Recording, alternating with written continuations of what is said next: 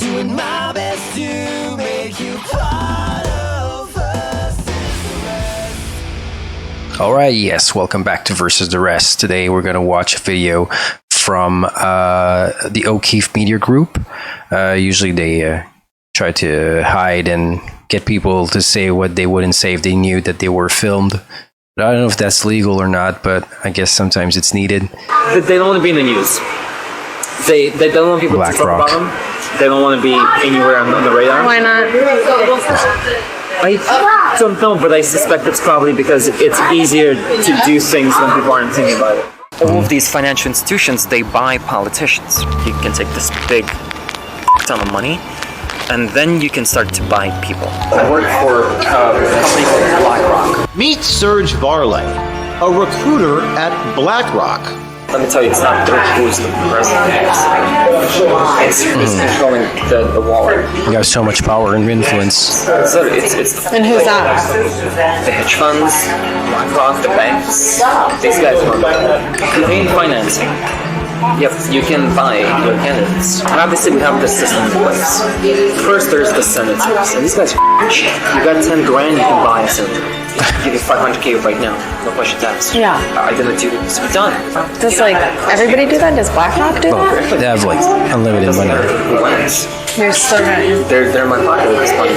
Here's Serge Varley on how good war is for BlackRock's business. Do you have any thoughts on the Ukraine-Russia war?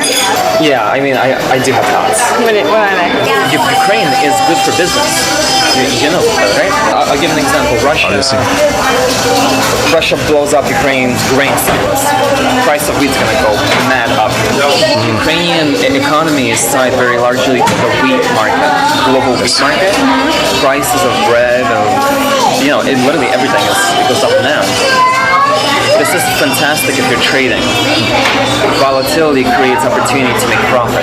War is real good for business. Indeed. It's exciting when goes wrong, right? BlackRock manages 20 trillion. It's More than numbers. BlackRock Serge Varley says all of this is above a normal person's understanding. You're like an undercover reporter. I don't know. Normal people don't give a shit. This is beyond them. The whole thing of domination from a concept is just so interesting. Yeah, interesting to fight against. Hi, I'm James O'Keefe with OMG News. Here we are with our latest story, this time on BlackRock, one of the world's leading asset and investment managers, which owns significant shares of companies like Amazon, Microsoft, Anheuser-Busch, Got their hands in Meta, people Target, making decisions in all these Procter & Gamble, companies. Comcast, CNN, Fox, and yes, Pfizer. With ESGs. At OMG, we do not shy away from exposing powerful companies, and we're not afraid of powerful people. So we decided to take a look for ourselves at the influence BlackRock has on our politics and the influence they have on our culture. So to do that, what better place to start a hidden camera investigation than into a self-described gatekeeper at BlackRock. Okay. You're kind of Like a recruiter? gatekeeper at BlackRock. Yeah, I am. I decide people's fates. Every day, I literally decide how somebody's life is going to be shaped. That's so powerful. I love it. Yeah, it's I don't know, the whole thing of domination from a concept is just so interesting. Introducing Serge Varley, whose LinkedIn says he's worked for Morgan Stanley, Citadel, and now as a recruiter at BlackRock. I work for a company called BlackRock. I'm not actually a finance guy. I know what happens because I'm recruiting people who do these things. I'm the person who headhunts people from other firms. So I would approach you and be like, hey, this is a good reason why you should come work for us. Serge tells us who really runs the world, how they do it, and just how much it costs to buy people, like politicians. Let me tell you, it's not who's the president. It's who's controlling the wallet. And who's that? The hedge funds, BlackRock, the banks. Less values possible. Campaign financing. Yep, you can buy your candidates. That's what they do. How so? All of these financial All of them. institutions, they buy politicians. How It's do they cheap. run It's the worth world? it. You acquire stuff. You diversify, you acquire, you keep acquiring, you spend whatever you make in acquiring more. And at a certain point, your risk level is just super low. Like, That's so. Your money is imagine everywhere. you've invested So in like 10 different industries. From if one goes food down, to just another one's going to go up. drinks to like technology, right? One of them fails, it doesn't matter. It's like a monopoly. To back you up. Yeah, Risk just gonna make more management money is with inherent 9 in others. just about everything. And in the finance space, it's all about. It's all about the money you make. Well, if you let it sit, somebody else going you to don't let it finance. sit. You gonna use keep it. using it over and over, and it just, Reinvest. yeah, and it exponential Wow. growth. And then once you just own a little bit of everything, is that where the control? Yeah, you own a little bit of everything, and that little bit of everything gives you so much money on a yearly basis that you can take this big ton of money, and then you can start to buy people. Obviously, we have this system in place. First, there's the senators, and these guys are cheap. You got 10 grand, you can buy a senator. It doesn't matter who wins. You're still gonna. They're in my pocket at this point. I can give you 500K right now, no questions asked. Yeah. Are you gonna do what needs to be done? They're like, yeah, of course. Why not? Does like everybody do that? Does BlackRock do that? The BlackRock recruiter also tells us about how the U.S. government relies on BlackRock for their economic simulation computational power. Economic simulation.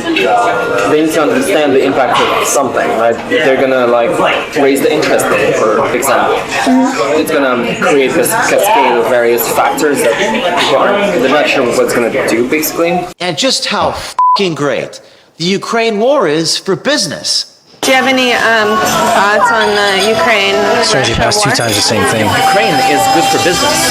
You know that, right? We don't want the conflict to end. Yeah, just don't want the war to We don't want end. conflict to end as a country. The longer this goes on, the weaker Russia is. I'll give an example. Russia blows up Ukraine's grain silos. The price of wheat's gonna go. Yeah, they're just going to make more money. So what are you gonna do if you're a trading firm? The moment that news hits, within a millisecond, you're gonna pump trades into whoever the wheat suppliers are, into their stocks. Within an hour or two, that stock goes up, and then you sell, and you just made, I don't know, however many mil. Why would a news channel If you're the first to know, promote a side in war? Because it's also good for business too. I mean, what's news? Well, News, it's- right? it's What does people news feed on? manipulated. They feed on strategy. They feed on up events. That's what people like to watch. So when it happens, it's good business. More viewers. yeah, they agree. When nothing's happening, watch the news. I don't watch news. They're all pushing like the same talking point. Like you generally, when you look at news, like It's propaganda. Ukrainian At least he economy knows. is tied very largely to the wheat market, global wheat market. This is fantastic if you're trading. Not here, but yeah. Until the In creates Europe a lot. opportunity to make profit. War is real good for business. It's exciting when goes wrong, right? Serge also speaks on BlackRock-influenced news and even gave our journalists some tips. All of them. based on everything we know now, when they say to sell, does that mean we should buy? And so, yeah. It's like, you know Jim Cramer? If you do exactly the opposite of what he's advising, you actually make money. Huh? Yeah. It's like, it's called the inverse Cramer. They don't want to be in the news. They don't want people to talk about I'm not They surprised. don't want to be anywhere on the radar. Why Health not? practitioners that want you sick.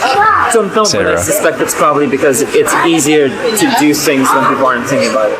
And when Serge was asked about insider trading and if Larry Fink recently sold $100 million in BlackRock shares, here is what he said. Larry Fink recently sold $100 million worth of BlackRock. That's nothing. Wow. Damn, Larry, that's not a good sign. The people who trade and make money, they do this the moment the information is out. And that info is typically Yeah, you can make a bit of money at private levels. playing with before it gets, with stocks, but If you want to invest smart, there's a tracker that tracks all politicians and where they have their stocks. Preemptively, if the stock price, if we think the stock price is going to tank, we're gonna sell so that we sell it high, it tanks, and we buy it back. Anyway. And we made. Yeah, that's what they do. Well, we didn't make, but we preserved. Yeah, whatever. Preserved a few mil. And you still have the Perhaps company. the most remarkable and profound comment by the BlackRock recruiter is the suggestion that nobody is going to care about what he is saying here or confessing here. Because as he says, quote, I don't know. Normal people. I've spoken to that about that people. I don't know You're if like people care. Undercover reporter. Really? No, don't normal people worry about this stuff? No, normal people don't give a shit. This is beyond them. That these types of questions my reporter asked are beyond all of you. The answer is something that you, the people, the consumers, the shareholders, Makes sense. couldn't possibly understand. Yeah, of course. It's been said that it's easier to fool a man than to convince him he's been fooled.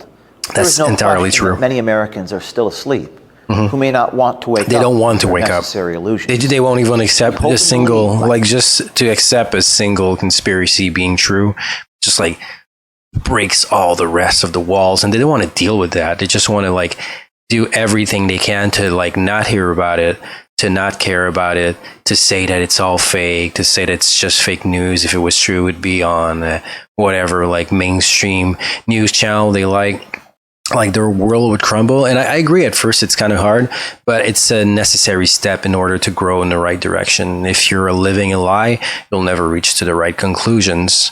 So well, I guess some people might not care, but I think they do. Like everybody does care in a way. It's just they try to say as if they don't, to not fall into the rabbit hole and out of control, pretty much. By showing these tapes of this BlackRock gatekeeper speaking so plainly on so many topics that not only we wake up people, but also inspire others to come forward on institutions like BlackRock. Oh, and this is just part one. Stay tuned tomorrow for my meeting with Serge Varley. We also reached out for comments he's from gonna- BlackRock, and yeah. here's what they had to say. Okay, oh my God, send BlackRock our press release with quotes from the video. Head Sweeney, managing director of corporate communications, declined to comment. That's the best thing. If they're politicians, you just need to not comment and say you didn't know, whatever. Like, never is somebody's going to admit to anything. I don't even know why they try. I guess it's just to show how full of shit they are. But even then, even if somebody would want to say something, I think they're going to say it at this point.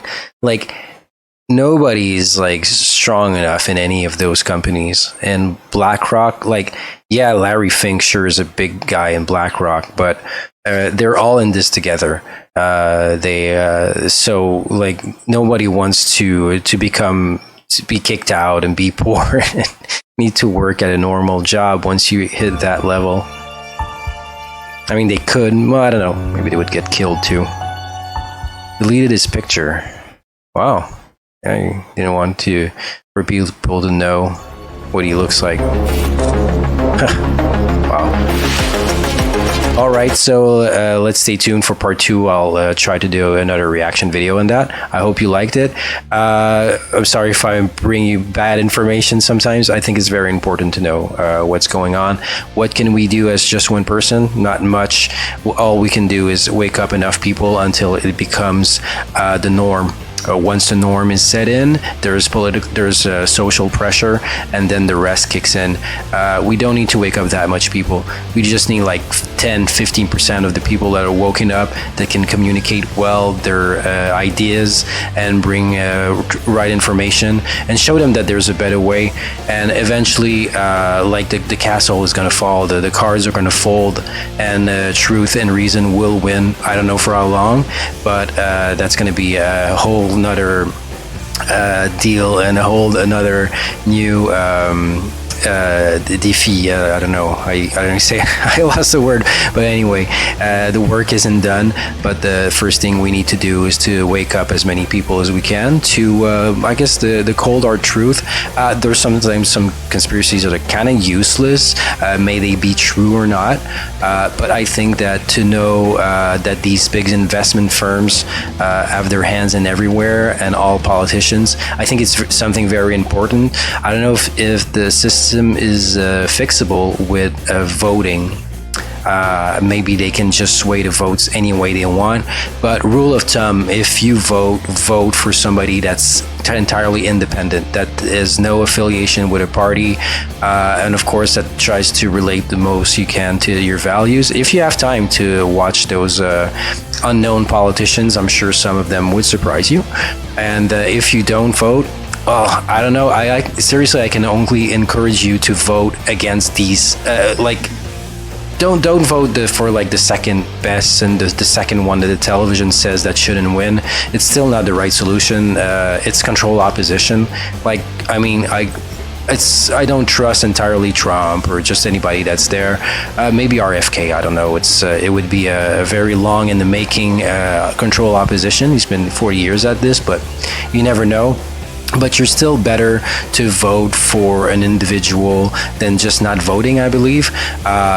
If you don't vote, it's probably easier to steal your vote. And also, to me, I guess I might be wrong seeing this the other way, but I think that when you're not voting against the person that has won, you just gave them your consent. You said, yeah, sure, no matter, I don't care. You can decide for me who's going to have power on me.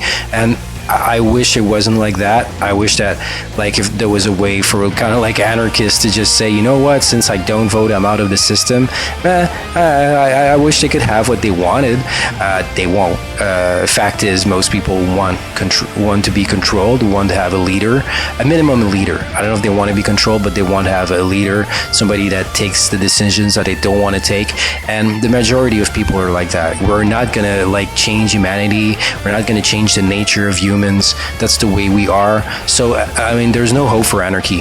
It's never going to work. There's always going to be a faction that's going to want power. And I mean, the only thing you could have is like a faction that would be anti-power. But even then, you still need some kind of faction to be anti-power. It's like the whole idea is it just doesn't fit with humans. It's almost as bad as communism, but like on the other end of the spectrum. Like, I'm not saying that some of those ideas are useless, may it be communism or anarchism, but it's two extremes that cannot coexist with how humans are. So, all right, so I went a bit off the subject here, but we got a lot of important things to talk about, and I'm sure we'll talk again later. If ever you got any video ideas, anything you think I should react to, you can send them on my Facebook. It's going to be a pleasure to me. I don't have problems finding new subjects and anything, but I mean, if you feel that you would like to hear my take on some subjects, bring it on. It's going to be a pleasure for me to give content that my subscribers want. So, all right. So, hope to see you next time. Bye bye.